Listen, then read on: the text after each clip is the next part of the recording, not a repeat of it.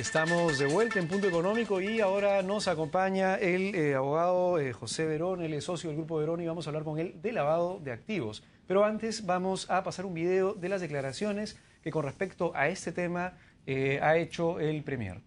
Adelante video.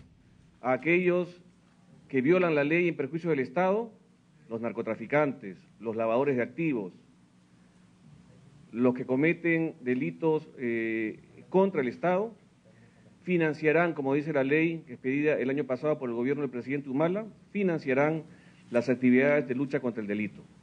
Este es el primer paso de una serie de decisiones que tomará el gobierno justamente para financiar la lucha contra el crimen. Financiaremos a la Policía Nacional, al Ministerio del Interior, a las Procuradurías, al Ministerio de Justicia, al Poder Judicial, para efectivamente contar con los recursos que permitan mejorar la logística y capacidad operativa de todas las instituciones vinculadas a la lucha contra la delincuencia.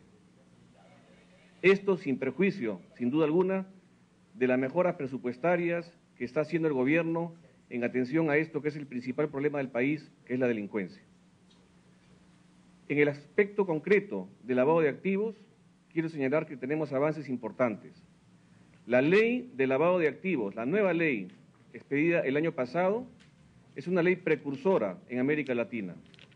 No se requiere de un delito preexistente para que se inicie una investigación de lavado de activos. Y hemos dado una serie de normas que fortalecen a la Unidad de Inteligencia Financiera. Nos falta aún todavía la ley que permite que la Unidad de Inteligencia Financiera pueda acceder al secreto bancario. Esperamos que el Congreso de la República apruebe esta modificación normativa que nos parece sustancial e importante para la lucha contra el lavado. Pero lo importante también es que este fortalecimiento de la Unidad de Inteligencia Financiera esté enfocado en la labor pericial que realizan, en, a su vez, proteger a los informantes de aquellos que están efectuando informes financieros en relación a actividades ilícitas, los oficiales de cumplimiento también, y en la necesidad de que en audiencias públicas a nivel judicial se puedan asumir que los informes de la Unidad de Inteligencia Financiera tienen validez pericial. Esto es importante porque nos va a permitir combatir el delito de lavado de activos de manera consistente. Se trata de un delito pernicioso, de un delito que viene afectando al país de manera grave. Y quiero decirlo con esas palabras, con ese énfasis. En el aspecto, por ejemplo, de minería ilegal,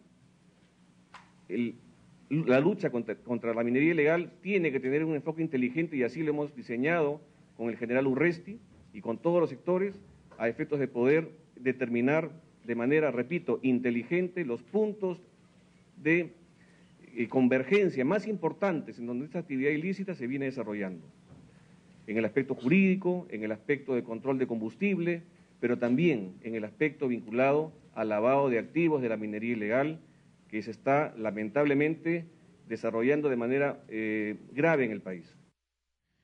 Estamos de vuelta con José Verona, socio del Grupo de Verona, para hablar de este importante tema del lavado de activos. Buenas noches, bienvenido, José, nuevamente a Punto Económico. ¿Qué implicancias está teniendo en el país el lavado de activos?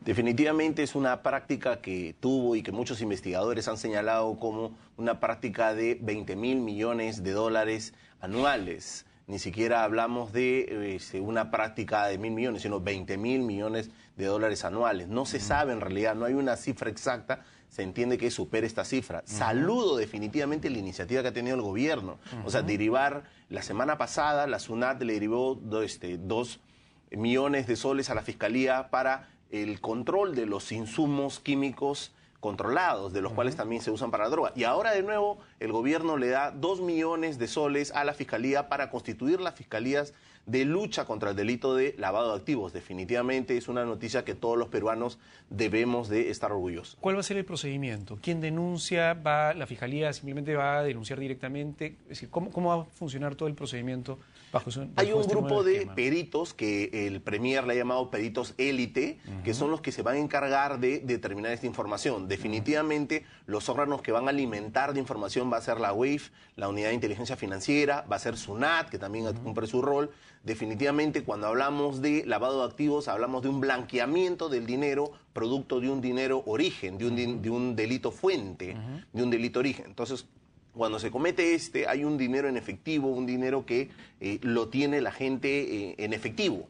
Entonces, ¿qué haces para lavar activos? Normalmente tú lo que haces es comprar propiedades, comprar bienes muebles, bienes inmuebles. Ya la SUNAT y ya los reglamentos que siguen los notarios hacen que se les obligue a hacer todo arriba de 3.500 soles a través de la bancarización o $1.000 a través de la bancarización. Entonces, necesariamente van a ingresar al fuero de los bancos.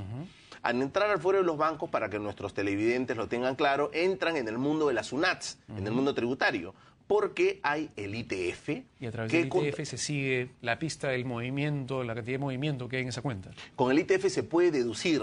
El ITF nació con pocos parámetros, pero hoy por hoy tiene más de 30 parámetros. O sea, yo sé si es cuenta nacional, cuenta extranjera, tarjeta de crédito, cuenta de ahorros, cuenta múltiple, fondos de inversión, están las cajas de ahorro, están las mutuales. Nadie se libra.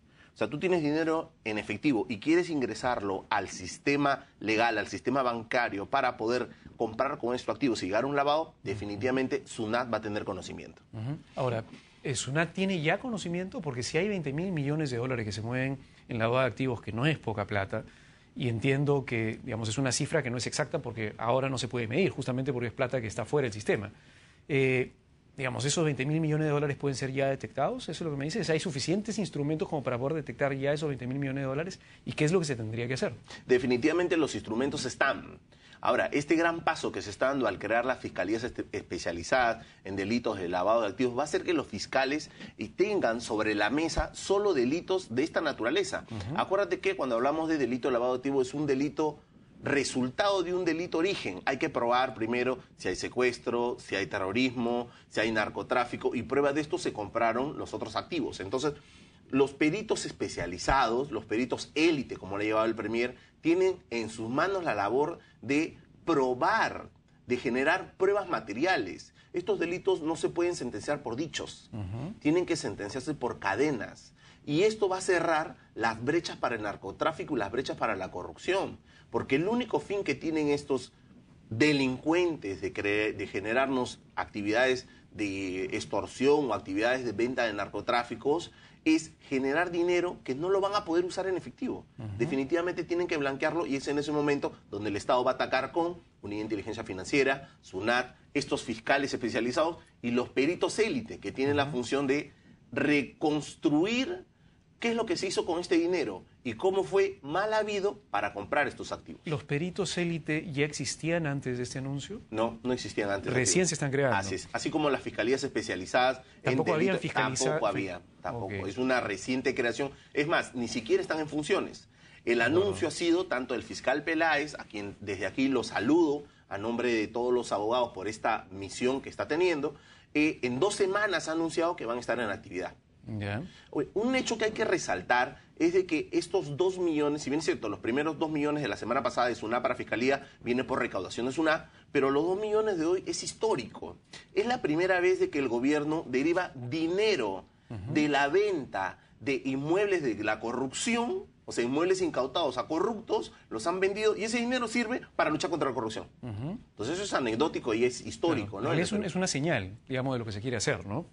Pero a ver, mi pregunta es, hay 20.000 millones de dólares flotando por ahí, en teoría, ¿de acuerdo? Que en teoría no han sido todavía detectados, porque si hubieran sido detectados ya hubiera gente en la cárcel, hubieran, digamos, una serie de bienes decomisados también, que son digamos, el dinero de lavado de activos que pueden provenir, digamos, de terrorismo, de narcotráfico, de minería ilegal, diferentes fuentes.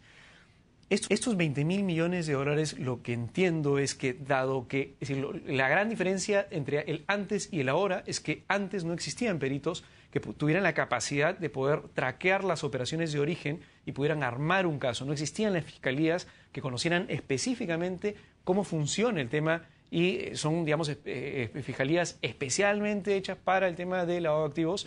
Y adicionalmente a eso, digamos, entiendo que no existía una red de instituciones que comiencen a conversar como SUNAT, como UIF y eventualmente, entiendo, hasta mismos registros públicos podría ser que tire y revele información a la SUNAT para que toda esa información y los actores adecuados en el mercado ya comiencen a buscar este dinero, porque si no se hubiera hecho antes. Vamos a dividir todo lo que tú nos acabas de reseñar en parte 1 y parte 2.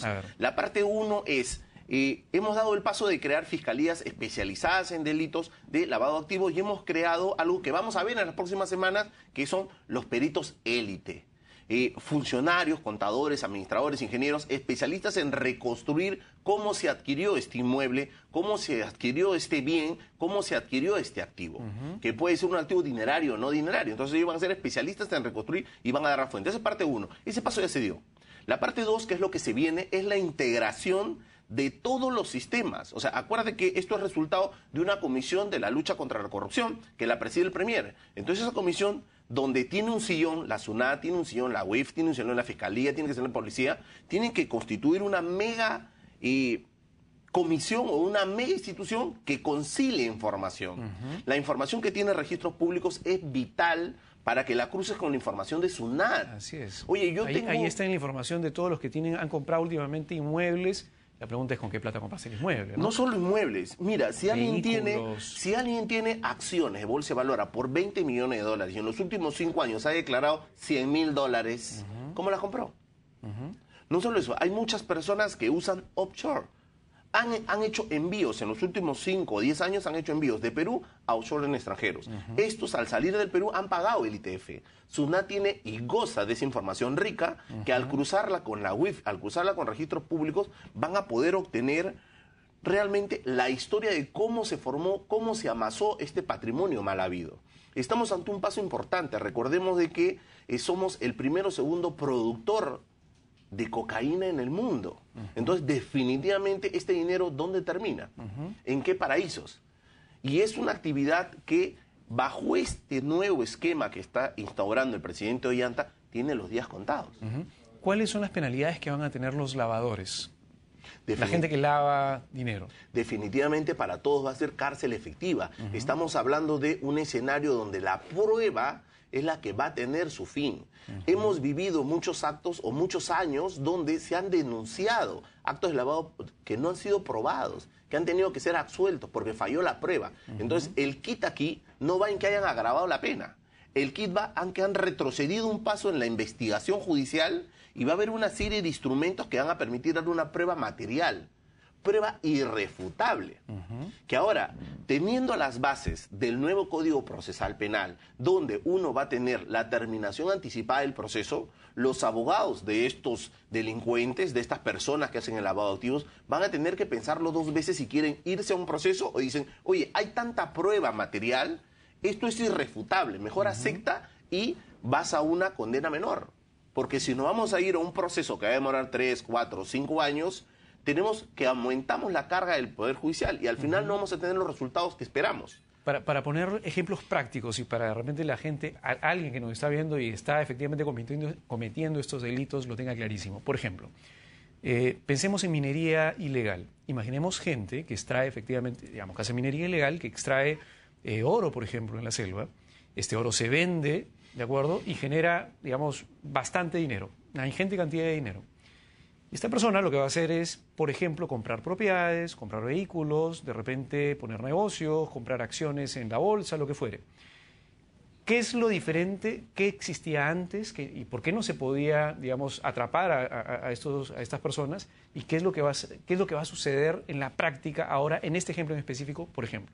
Vamos a ver, en el tema de la minería ilegal, el tema que has elegido es bueno, pero acordémonos que hay un periodo ventana donde yo no puedo sancionar a los de minería ilegal, porque están en proceso de formalización, que es un proceso que dura 2, 3 años, entonces, digamos, no van a calzar dentro del supuesto de lavado de activos. Sí pueden calzar dentro del supuesto de lavado de activos si vendo el oro sin declararlo a la SUNAT. Entonces tengo un delito de origen que es la defraudación tributaria, que me puede dar un delito resultado que es el lavado de activos. Pero pongámonos en el caso de narcotráfico.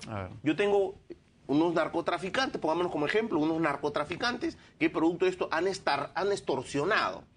Y todo el dinero lo han amasado y han constituido grifos, han constituido inmobiliarias, han constituido restaurantes, han constituido diversos negocios. Tienen maquinaria pesada y hoy la alquilan. Entonces estos peritos tienen que retroceder en el tiempo y ver el origen de la empresa.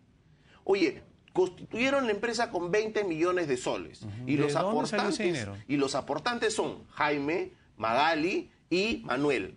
no tenían patrimonio, no tenían trabajo conocido, no tenían declaración de ingresos ante SUNAT de ninguna índole, ni como empleados ni como empresarios. ¿De dónde sacaron los 20 millones? Bueno, tuvieron que tener un origen ilegal. Comenzar a estudiar y crear la prueba material es una labor complicada. Si no, hace años lo hubiéramos hecho. Entonces, todas las instituciones tienen que conversar, todas tienen que aportar la información, cruzar lo que se ha declarado ante SUNAT con el patrimonio que tienes en registros públicos. Y no solo eso, ver el movimiento que tiene la unidad de inteligencia financiera, que uno a uno las operaciones sospechosas o no sospechosas están siendo informadas mediante declaraciones. Entonces estamos ante un hito definitivamente, un hito. Volvamos al ejemplo del narcotraficante. Entonces el narcotraficante constituyó, digamos, con una serie de narcotraficantes empresas donde pusieron cada uno 20 millones de soles y no había una forma, digamos, cómo comprobar ese ingreso que obtuvieron inicialmente para ponerlo como patrimonio, como activo, digamos, para activar la empresa. Entonces, en este caso, lo que me dices entonces es que el perito especializado va a tener que armar el caso, pero independientemente de armar el caso y las pruebas que puedan haber con respecto al tema del origen del dinero, la SUNAT también puede quitarle los bienes por el tema de el embargo porque hay un patrimonio que no se ha definido de dónde vino. La figura se llama injustificado incremento patrimonial. Okay. Entonces, el injustificado incremento patrimonial no necesita de la figura de un delito origen. Entonces, mientras que en la Fiscalía Especializada en Delito de Lavado de Activos va a tener que ver cuál es el delito origen que llama al delito resultado. Pero acá no, la SUNAT no necesita. La SUNAT simplemente te dice, perfecto, tú tienes patrimonio por 20 millones, los últimos 10 años me has declarado 1 millón, los 19 millones que tienes en patrimonio, acciones de bolsa, inmuebles, edificios, saunas, hoteles, restaurantes, los 19 millones que tienes no tienen justificación. Susténtame. Te da los plazos necesarios, no los sustenta, perfecto. Todo eso es injustificado incremento patrimonial, te pone la tasa del 30% y tienes que pagar 30% a la SUNAT de los 19 millones. Estamos hablando de más de 5 millones de soles. Más la multa. Más la multa, que es el 50% del tributo emitido, estamos hablando de 8 millones de soles. Entonces, la SUNAT, ¿qué va a hacer para cobrar los 8 millones? Porque la persona no lo va a pagar. Inmediatamente va a embargar los bienes y los va a sacar a remate.